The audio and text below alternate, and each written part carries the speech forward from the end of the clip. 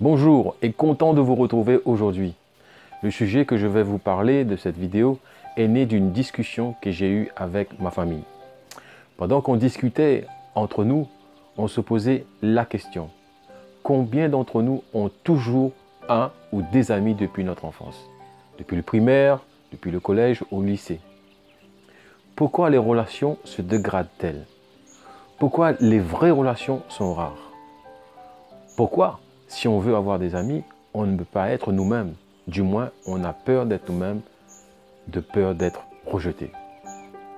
En y réfléchissant, je constate que la première cause de la perte des relations, que ce soit en amitié ou autre, est l'éloignement géographique.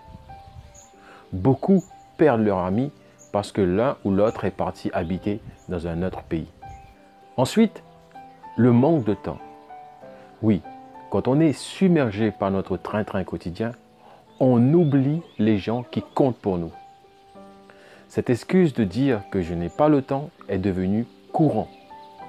Si tu fais partie des gens qui se disent que tu n'as pas le temps pour accorder à ton amitié, alors sache que tout le monde a 24 heures, 7 jours dans la semaine. Alors, si tu penses que ton amitié envers tes amis est importante pour toi, trouve le temps pour téléphoner, pour demander des nouvelles ou libère 1 ou 2 heures pour boire un verre ou un café avec ton ami. Enfin, il y a aussi la vie de couple. Avec ce nouveau paramètre dans notre vie, on a l'impression de ne plus avoir un temps pour les amis. Entre le travail, le couple, on ne sait plus où mettre la tête. Du coup, on perd petit à petit le contact avec les amis. Une relation de longue date qui résiste à toute adversité, le temps, l'éloignement ou encore les disputes sont de plus en plus rares.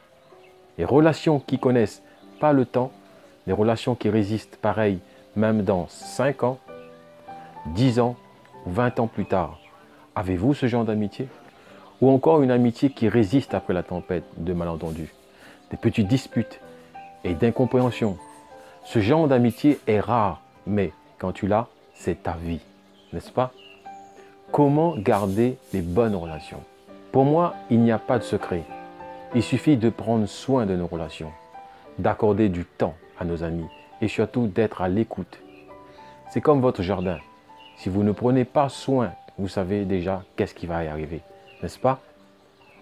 Toute relation a besoin d'attention et de soins pour durer dans le temps. Parfois, lorsqu'on connaît les gens depuis longtemps, on peut commencer à prendre pour acquis nos relations. Pour garder et épanouir nos relations, il suffit des petits gestes comme remercier l'ami si il ou elle fait quelque chose pour vous. Rendre des services à l'ami quand cet ami te demande. Se souvenir de son anniversaire et lui souhaiter un joyeux anniversaire. Dire à votre ami à quel point vous l'appréciez. Par exemple, « Hey, merci d'être toujours là pour moi, j'apprécie. » Montrez de l'intérêt pour la vie de votre ami. Une bonne amitié devrait marcher dans les deux sens, bien sûr si c'est réciproque. Pour que votre amitié soit saine, apprends à écouter. Il n'y a rien qui tue une relation si tu n'arrêtes pas de parler que de toi.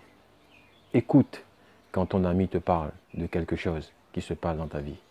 Les bonnes relations sont construites sur la communication. Si ton ami est impliqué dans une activité qui lui importe, montre-lui ton intérêt et dis-lui que tu le soutiennes.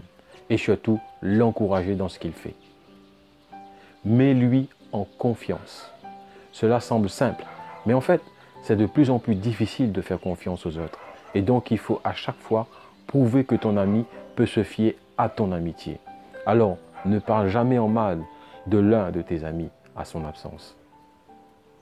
Ensuite, tiens tes promesses, même s'il s'agit de quelque chose d'aussi insignifiant que de venir lorsque vous êtes censé vous voir, et garde les secrets que ton ami t'a confiés. Ça demande de l'investissement de ta part pour entretenir ces relations.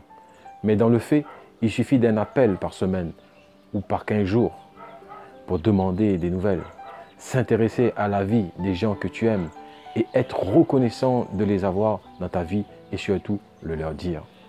Voilà les amis, prenez soin des gens qui comptent pour vous.